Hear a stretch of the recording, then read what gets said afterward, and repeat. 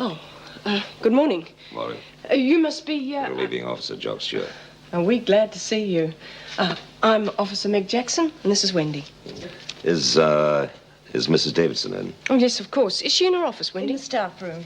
Oh, well, I'll take you along and introduce you. Have you worked in women's prisons before? As a matter of fact, no, I haven't.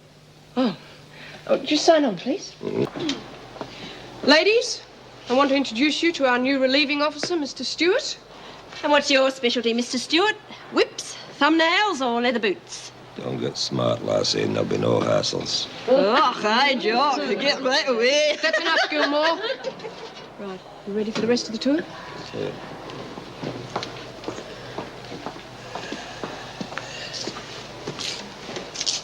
Shaving a Scotch pig. Ah, he's only temporary. Long as he behaves himself. Let him stay a wee while. Been checking up your file, Vincent. Drunk, prostitute. Killed a client for criticizing you. Miss Bennett criticized you too, didn't she? She doesn't know anything about me or my work. Well, she knew enough to like that. And if you don't tell the governor that, I'll see to it that you never pay him again. At least not in prison.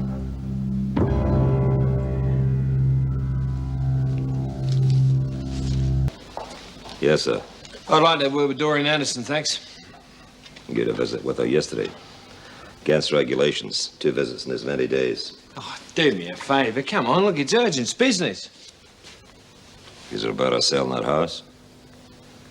See, those interview rooms are smaller than you might think. It's our job to keep our ears open in case some things are said that shouldn't be said.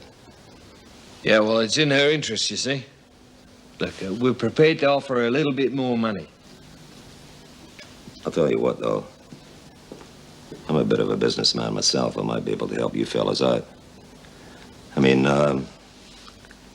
Anderson can't very well send me away, can she? Glad I found you alone at last, lass. I wanted to talk to you about, selling your house. I don't want to. Oh, there's plenty of other houses, you know. Yeah, but that was my mother's and I want to live in it with me and Kevin. You could be making a mistake. What's it got to do with you, Mr. Stewart? I'm just interested in where you're going to finish up, that's all. Well, I know where I'm going to finish up, and that's in my house with Kevin. No, it's not. How do you know? Let's just say I think you should reconsider for your own sake. You can't tell me what to do with things like that.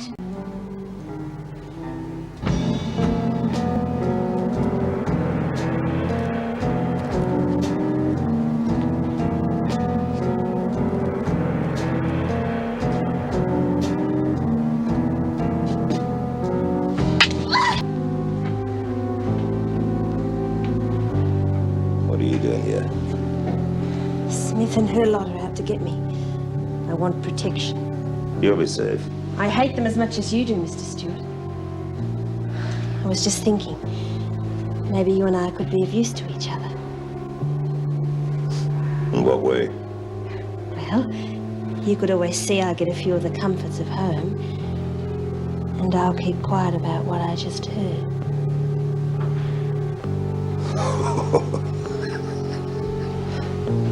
You know, I think you and I will go on just fine, Gilmore. Just fine.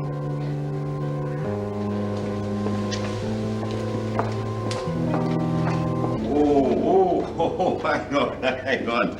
Listen, can I give you a hand there, Miss Bennett? Oh, thank you. I didn't realize Vincent had managed to accumulate so much. Yeah, right. Got it.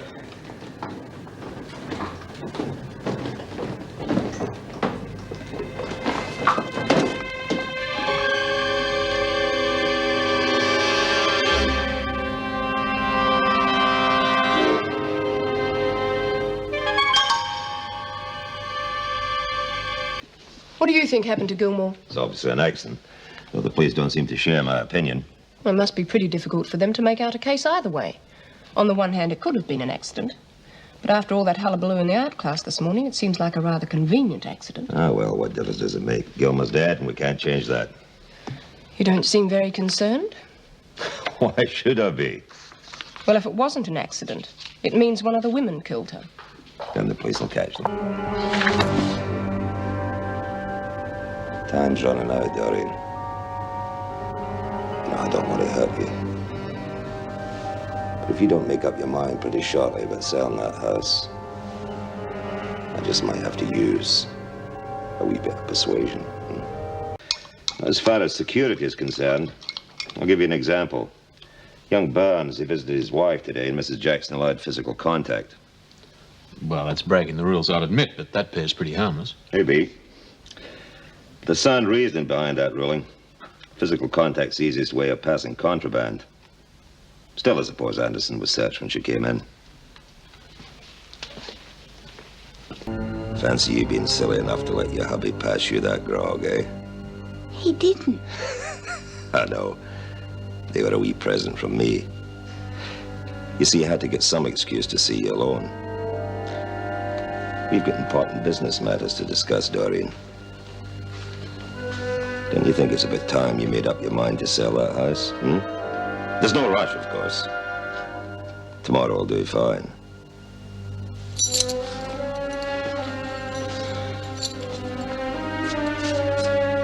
But if you haven't made up your mind to sell by then, I might just have to give you a little push. The same as I did with Gilmore. Hello, Mr. Westmore? Yeah, Jock Stewart here, Wentworth Detention Center. I've got a bit of good news for you. I've got Mrs. Burns right here beside me. Just hang on 2 seconds.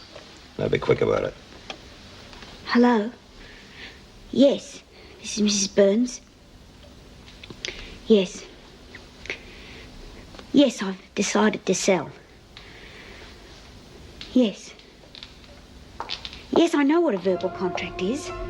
What in heaven's name are you doing here, Anderson? I'm sorry, Mr. Burns. I'll have to hang up right now. Who was that? Miss Bennett, I thought you had a better memory than that. It's not Anderson anymore, it's Burns. Mrs. Burns, you know. Yes, Mr. Stewart, I do remember. And I recall that Anderson, or Burns, or whatever she wants to call herself these days, was placed in solitary confinement. I don't recall a prison rule which permits phone calls while on loss of privileges. Official permission must be given for the use of the phone. You're right. I'm sorry. I'm afraid I just sort of acted on impulse. I'll go and report this to Mrs. Davidson right away. Just a minute, Mr. Stewart. I'll decide whether this matter should be reported or not. Hello again. Oh, Miss Bennett. Oh, we're off duty. Vera. All right then, Vera. That invitation this afternoon, is it still open? Well, actually, I've got to meet someone here in a couple. No, look, I'm sorry. How about dinner tomorrow night? Would you like that? I'd be delighted. All right then. Well, I'll see you back at the factory in the morning then. See you there. All right. Good night, Vera.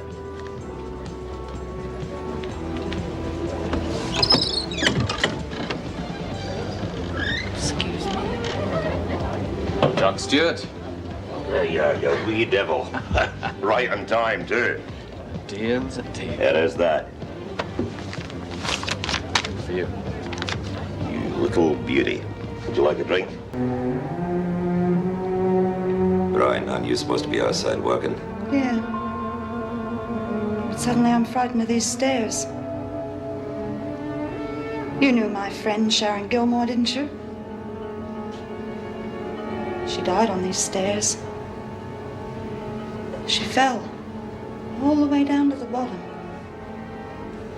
It was an accident, they said. You and I know that that's not true. Don't we, Mr. Stewart?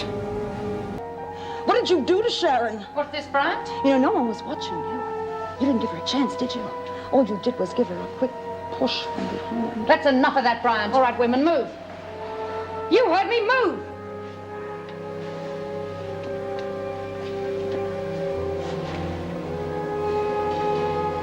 You're supposed to exercise control over these women. Oh, the only way to stop that crazy woman is with a fist. But I'll raise one finger and immediately I'm the heavy. I tell you, a man just can't win. What was that about Gilmore? Oh, Brian's absolutely bonkers. You know that. Aren't you going to put her on report? It's not worth the trouble. But it was you who threatened the girl. Did she say so? Obviously not. She was too frightened. Well, that's hardly evidence, is it? Miss Bennett has come up with something more substantial. Your connection with the man who tried to buy her house. So I know a few people in real estate, so what? You were seen receiving money from him. Yeah, money that I'd already lent him, that's right. Mr. Stewart, we must not only be honest, we must be seen to be honest. Your conduct has been open to too many interpretations. If you say so. And your explanations far too glib for my liking. It is not for me to decide the extent of your involvement in what is possibly extortion. That is for the police. But I can have you transferred back to Pentridge. I shall put in my report to the department, and they can decide what to do. Sack me, I suppose. You should choose a job more suited to your talents. Real estate, perhaps? Well, if it isn't the lady killer. You weren't near those stairs, were you, Jock?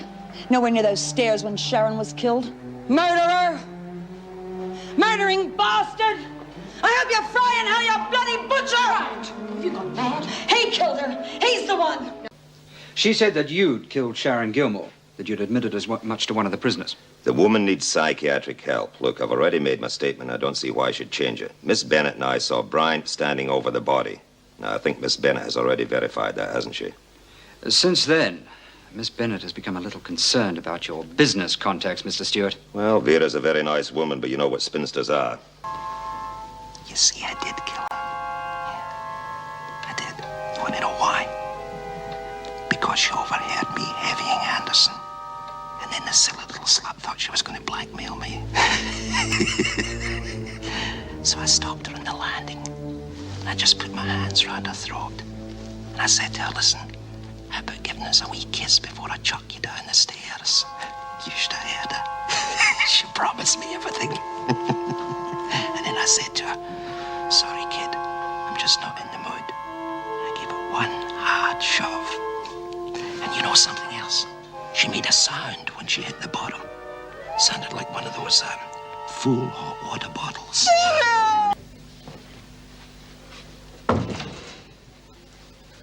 I hope we managed to please you today, Mr. Stewart. You're on a low-class dive with low-class horse.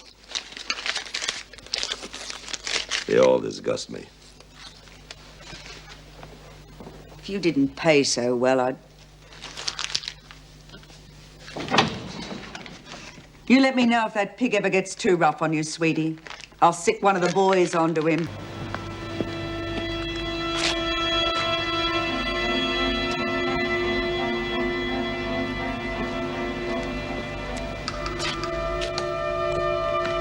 We didn't expect you back quite so soon, Mr. Stewart. You're going to have to learn not to take such a great interest in your clients, Doris. It's just that I like to look after my special customers. If I'd known you were coming... Sally isn't here, you see. Well, you better get somebody else, then. Yes, of course. If you'd like to wait in there, I'll see you're well looked after.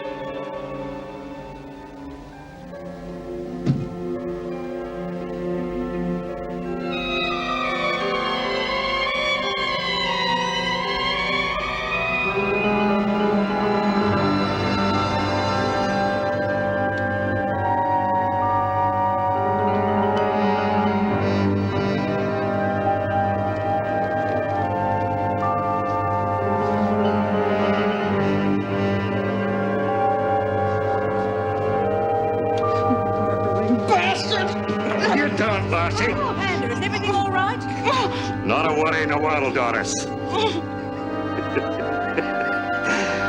When you first escaped, I thought you might have come after me. I didn't think you'd forget that very easily. Now it looks like I got you just where I want you, lassie. You know, I could kill you right now. Walk right out of that door and never lose a night's sleep. You know that? Why don't you? Well, there wouldn't be much fun in that, now, would there, eh? And I'm a man who likes his pleasures, you know that. You know, so chirpy now, Brian, are you, eh? You know what? I reckon that you owe your old friend Jock here a bit of a favor. You're not much of a posie to say no in any case, are you?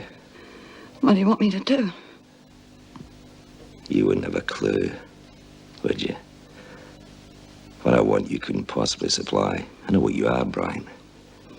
You couldn't satisfy the likes of me. You wouldn't have a clue. But I'll tell you what you are going to do. You're going to work for Jock. That's right. Because every time I come in here, I'm going to want $300 from you. You understand? Well, what if I don't? If you don't, I'll do two things. First of all, I'll break every bone in your body. That's right. And then I'll inform my friends, the boys in blue, that you and your wee friend, Helen Smart, are right here for the pickings. You'll both be whisked off to Wentworth in a flash. I promise you something, if you don't, you'll be sorry for the day you ever heard the name Jock Stewart. Poor wee Sharon Gilmer. Eh? You remember her? Eh? Pretty wee thing, too. I remember her all lying crumpled at the bottom of these stairs. Poor wee thing. But you know, you were absolutely bonkers to think you could put me away, Brian. Yeah, bonkers. Anyway, this is what I'm going to do. Now, listen. I'm going to call in here every day, see? I'm going to ask for you. And they'll think you're doing a real good job if you can satisfy me.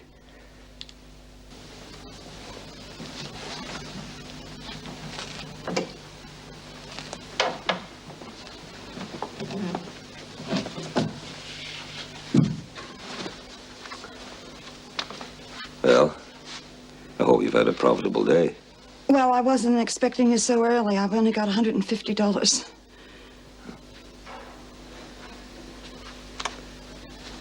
You lying bitch.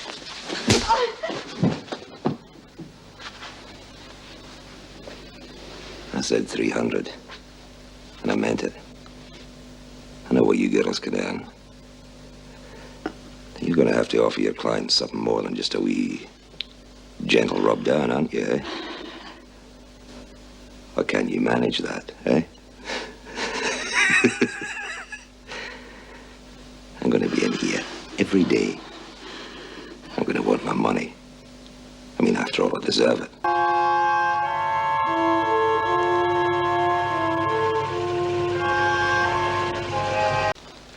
I mean, after all, I'm paying for this. Might as well get something out of it. Why don't you be nice to old Jock, eh? You gotta be kidding. No! That's not part of the deal! Well, Sharon Gilmer was nice. She was very nice. I mean, one dyke's as good as another. You bastard! You Please, hands on the table! Right, you're both under arrest. I'm just having a little massage. There's no crime in that, is there? Your name Jock Stewart? It is, yeah. What about it? Do you know who this woman is? Haven't a clue. Come on, Stewart. What we just heard outside the door makes you and Judy Bryant here good mates. Never seen her before in my life. Oh, come on, Jock. You might as well tell them the truth. The game's up now. Stinking rotten bitch. Stewart! All right, go on. You're an ex-screw, aren't you? I've got news for you. I'm gonna throw the book at you. A quiet spell on the other side of the bars will be no picnic, will it? Not so fast. Well, it was worth a try, wasn't it? I just want to say one thing to you, Jock. This one was for Sharon. And I hope they kill you. Come on. Right. What shall we drink to, ladies? Let's drink to us, huh? To us. And Uncle Archie. Let's not forget the horse either.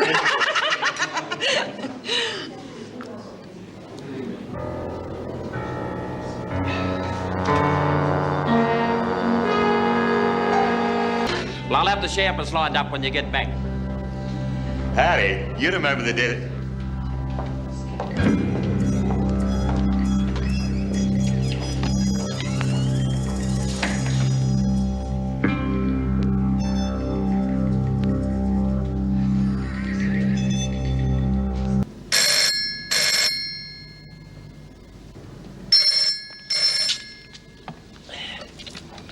That's Maynard. Hello, Mr. Maynard. My name's Andrew McLeod. I'm a friend of Jeff's from up north. Oh, yeah? Look, I've been in New Zealand a couple of years. I heard he was stopping with you, is that right? Well, no, he's in town on his honeymoon. Oh, so he did marry her? Oh, you know Laurie? Well, not really, but he wrote to me about her. Oh, is that a fact? Yeah. The number of letters we got, I thought he was illiterate. Well, actually, it was the only one I ever got myself, I can assure you. Look, I wonder if you could help me contact him. I didn't want to bust in his honeymoon, but I've only got a couple of days left before I go back to New Zealand. Oh, I can't see any harm in that. They're staying with Laurie's mum. Hang on a minute, I'll get you the address. Good.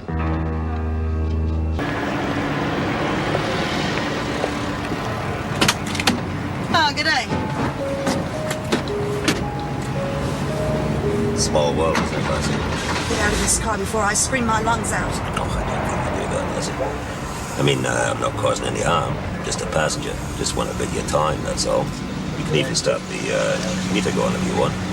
Just say what you have to say and get out. It's good thinking, Brian. Just hear me out and there'll be no trouble. You see, I've been having a pretty hard time since I came out of Pendridge. Very difficult making ends meet. It's your fault, isn't it? I don't see it that way, Lassie. I don't think it's your fault. Seeing how it is, I'm going to give you a chance just to make amends. Really? You can't get blood out of a stone, can you? Don't treat me like a fool, Brian. I don't like it. I just lose my temper. You've got a daughter, haven't you? She just married a nice, upright young man. His uncle just happens to be a pretty well-heeled man of property. Am I coming through? Why do you have to drag Arch and Jeff into this? The reason why I want to drag them in is that I need a wee loan, say about $5,000, just to get me started off afresh. I think you can convince Uncle Arch to help me out there, don't you? You get out of this car before I call the cops. You think I was born yesterday? $5,000 would only just be a down payment. You're smart, right? You always were. That's how I know you'll get that money for me. Otherwise, I'll tell that wee daughter of yours and her husband. Her mother used to work for me in the massage parlor, telling tricks at $20 a throw.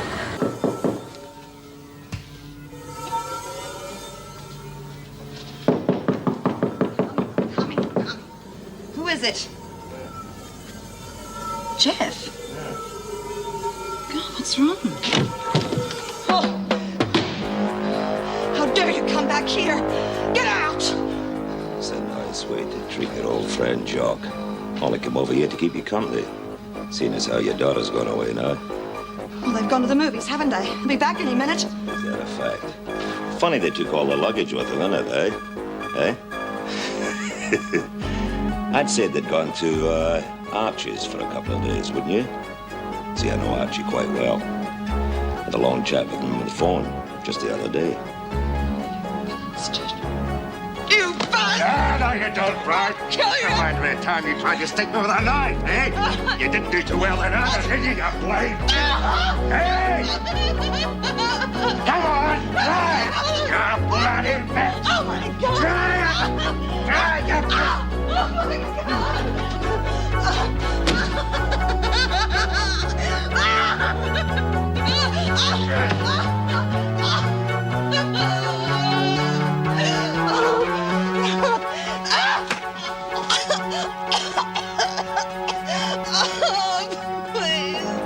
Please don't.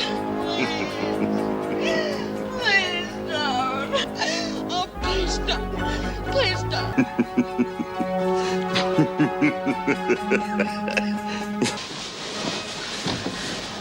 I'll be over tomorrow to get that money. Maybe you can, be nice to old Jock again, eh? And don't get any ideas of double-cross me, Brian. Because if you do, I might just pay a wee visit to, what's her name again? Laurie. That's right, Laurie. Just to see if she's, as good as her mother. Many times have I had to tell you, if you don't get that money, lovely Laurie is going to meet with a nasty accident. She's in Queensland. You can't touch her. You must think I'm a real fool, Brian. You know how long it took me to find out your address that day after the trots, don't you? Wouldn't take me more than about, 10 minutes to find out her address in Queensland. Might even be worth the trip up there. She's quite a spunky-looking little lady. You bastard! Yeah, get that money. I'll do a pay visit to that wee daughter of yours. Eh? Hi there, Mr. Stewart.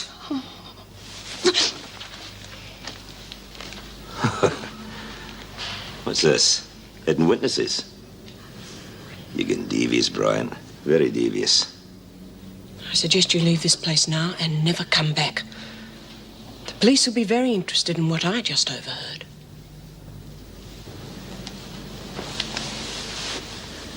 You must be a very brave woman, Mrs. Morris. Because I know you're not a fool. I could get rid of the two of you right here and now. No one would be any the wiser. You don't think I'd be stupid enough not to let anyone know where I am or who I'm with? Police will pick you up in a couple of hours. You're bluffing. Pentridge must have been a breeze for you last time. Locked in isolation, away from all the other prisoners who hated you. I wonder what sort of treatment you'll get next time when they find out you've killed a fellow prison officer.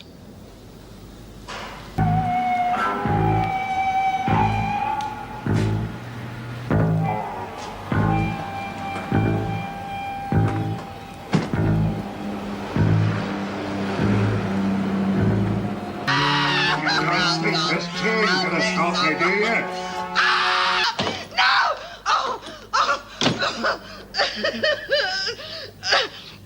Give me a drink. Get!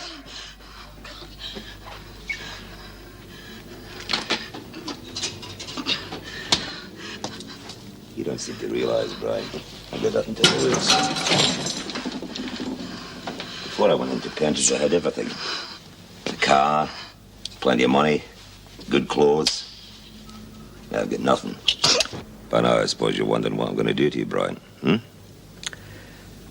I'm going to hurt you. I'm going to hurt you real bad. Just to teach you a lesson. Of course, now that Meg Morris has stuck her nose in, I have to shoot through after I've done it. Because she'll inform the police as soon as she finds out where you are. I think Queensland might be a nice place to go to. It's nice at this time of the year. Plenty of sunshine, lots of women. I might even look up little Laurie for you, eh? You'd appreciate that. Well, you're recovering in the hospital, wouldn't you, eh? Getting a letter from Laurie saying how she'd run into your old friend, Jock Stewart. You evil bastard! You'll never hurt Laurie, you evil bastard! I'll kill you, bastard! Son of a bitch! I never done it! You make too many bloody mistakes! Oh my God! Oh, you're dead!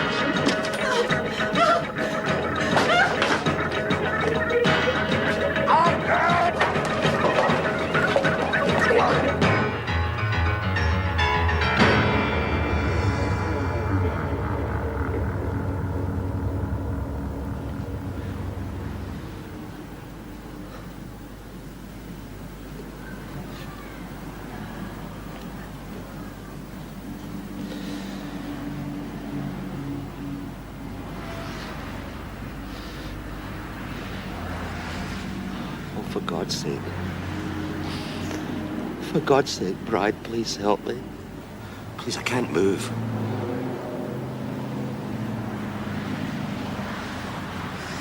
Sharon couldn't move either.